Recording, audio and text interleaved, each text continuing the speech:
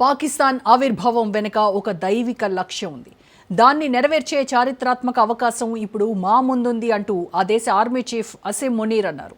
ముఖ్యంగా గతంలో భారత్ జరిపిన ఆపరేషన్ సింధూర్ సమయంలో దైవమే తమను కాపాడిందని చెప్పుకొచ్చిన మునీర్ ఇప్పుడు మళ్లీ అదే మతపరమైన భావోద్వేగాలను రగిలించడం వెనుక యుద్ధ లక్ష్యం ఏమైనా ఉందా?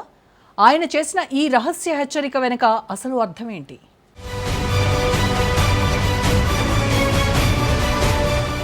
భావోద్వేగాలతో ఆటలాడుతున్న పాకిస్తాన్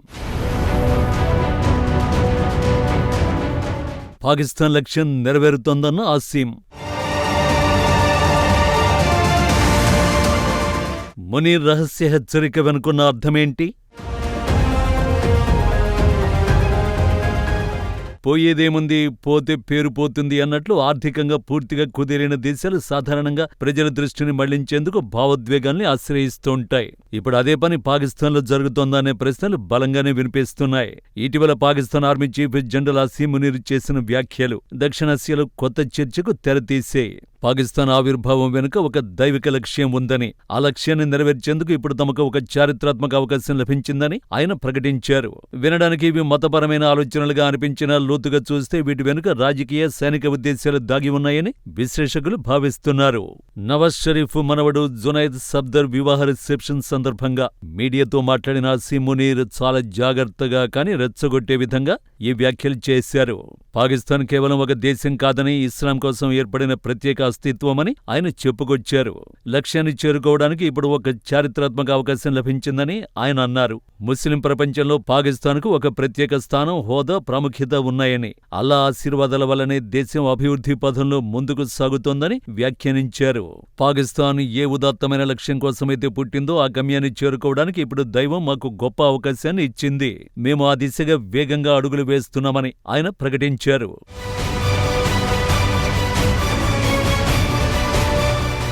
నిజం లేకపోతే నినాదం గట్టిగా ఉంటుంది అన్నట్టు వాస్తవ పరిస్థితులు చూస్తే పాకిస్తాన్ ప్రస్తుతం ఆకాశంలో కాదు, నేల మీద కూడా లేదు. ఆర్థికంగా అగాధంలో ఉంది పాకిస్తాన్ ప్రస్తుతం తన చరిత్రలోనే అత్యంత తీవ్రమైన ఆర్థిక సంక్షోభాన్ని ఎదుర్కొంటోంది.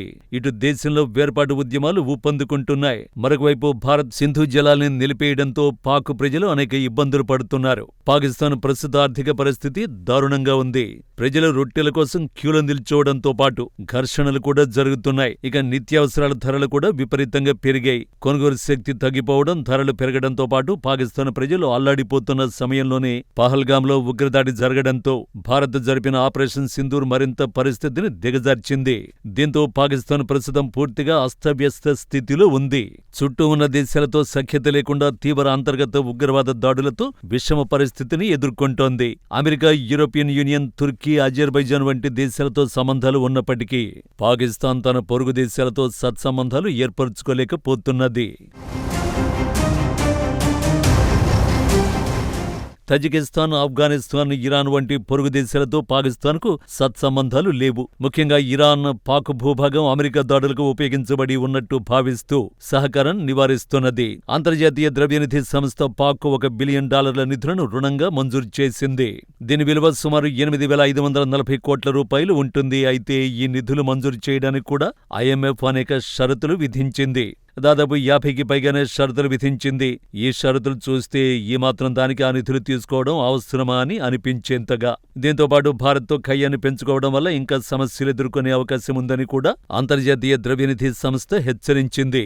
భారత్ IMFతో పాటు అంతర్జాతీయ సమాజంపై తీసుకువచ్చిన ఒత్తిడి కారణంగానే ఈ షరతులు విధించినట్లు చెబుతున్నారు. IMF నివేదికలో ప్రధానమైనది పాక్ వచ్చే ఏడాది ప్రవేశపెట్టనున్న రక్షణ బడ్జెట్. వచ్చే ఆర్థిక సంవత్సరంలో రక్షణ బడ్జెట్లో 2,414 ట్రిలియన్లుగా ప్రవేశపెట్టనుంది. అంటే ఈ నిధులను ఉగ్రవాదులకు తోడ్పాటునందించేందుకు కాకుండా తమ రక్షణ అవసరాలకు వినియోగించే వీలుందని చెప్పింది. గత ఏడాదితో పోలిస్తే ఈ ఏడాది పాక్ రక్షణ బడ్జెట్ 252 బిలియన్లు అధికం. అంతర్జాతీయ ద్రవ్యనిధి సంస్థ పెట్టిన షరతులతో పాక్ మరింత ఇబ్బందులు పడే అవకాశం ఉంది. మరొకవైపు ఉగ్రవాదులు, ISIS నుంచి కూడా పాక్ ప్రభుత్వం ఒత్తిడిని ఎదుర్కోవాల్సి ఉంటుంది.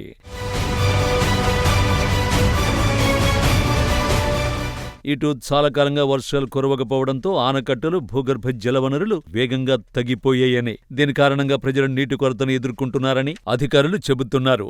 రావలపిండి నగరానికి ప్రతిరోజు 68 మిలియన్ గ్యాలన్ల నీరు అవసరం కాగా రావల్ ఖాన్పూర్ ఆనకట్టలు 490కి పైగా గొట్టపు బావులు సహా ప్రసిద్ధ వనరుల ద్వారా 51 ఎంజీడీ నీరు అందించబడుతోంది. విఏఎస్సీ అధికారుల ప్రకారం భూగర్భ జలాలు వేగంగా క్షీణిస్తున్నాయి. 1990లలో నీటి మట్టం 100 అడుగులుండేది, కానీ అప్పటి నుంచి 700 అడుగులకు పడిపోయింది. ఈ కారణాలతో ఇప్పటికే 24 సార్లు ఐఎంఎఫ్ వద్ద చేయి చాచింది. సౌదీ అరేబియా, గల్ఫ్ దేశాల సహాయం లేకపోతే ఎప్పుడూ దివాలా తీసే పరిస్థితిలో ఉండేది. ప్రస్తుతం కూడా $7 బిలియన్ ఐఎంఎఫ్ ప్రోగ్రాం మీదే దేశం నడుస్తోంది. ఇలాంటి పరిస్థితుల్లోనూ దేశ ఆర్థిక పరిస్థితి మెరుగవుతోంది. ప్రపంచం త్వరలోనే పాకిస్తాన్ గొప్పతనాన్ని గుర్తిస్తుంది అని మునీర్ వ్యాఖ్యానించడం చాలా మందిని ఆశ్చర్యానికి గురిచేసింది. చేతిలో చిల్లిగవ్వ లేకుండా చందమామ కథలు చెప్పినట్లున్నాయి అసీం మునీర్ వ్యాఖ్యలు. ఇది మునీర్ మొదటిసారి చేసిన వివాదాస్పద వ్యాఖ్యలు కాదు. ఇటీవలి కాలంలో ఆయన టూ నేషన్ థియరీని మళ్లీ తెరపైకి తీసుకొచ్చారు. ముస్లింలు, హిందువుల మధ్య మౌలికమైన తేడాలు ఉన్నాయని, భారత్ పాక్ ఒక్కటే కాదని, పాకిస్తాన్ ఏర్పాటుకు పునాది కల్మా అని ఆయన వ్యాఖ్యానించారు. భారత్ చేపట్టిన ఆపరేషన్ సింధూర్ తర్వాత అసీం మునీర్ వివాదాస్పద వ్యాఖ్యలు చేశారు. పాకిస్తాన్పై భారత్ చేపట్టిన ఆపరేషన్ సింధూర్లో తమకు డివైన్ పవర్ అంటే దేవుడి శక్తి సాయపడిందని చెప్పుకొచ్చారు.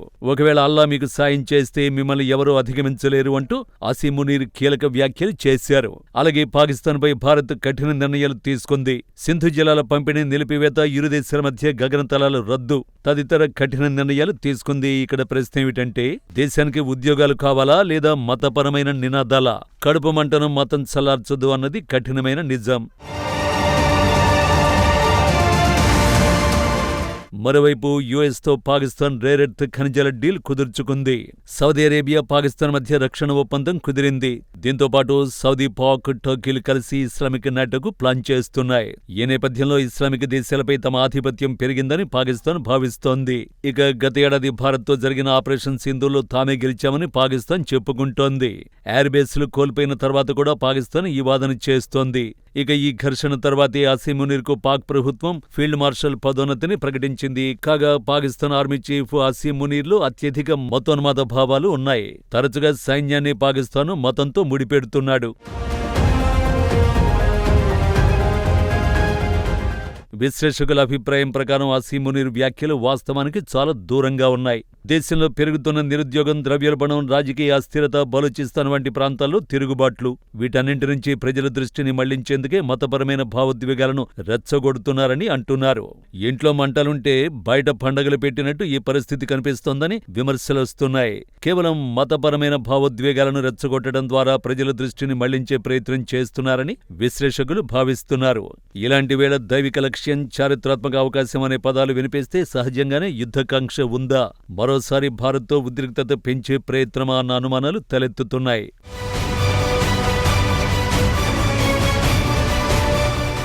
చరిత్ర చెబుతున్న ఒకే ఒక్క నిజమేంటంటే, మతం పేరుతో యుద్ధాలు చేసిన దేశాలు ముందుకు వెళ్లలేదు. ప్రజల ఆకలి, నిరుద్యోగం, భద్రత వంటి సమస్యలకు పరిష్కారం చూపిన దేశాలే అభివృద్ధి చెందే.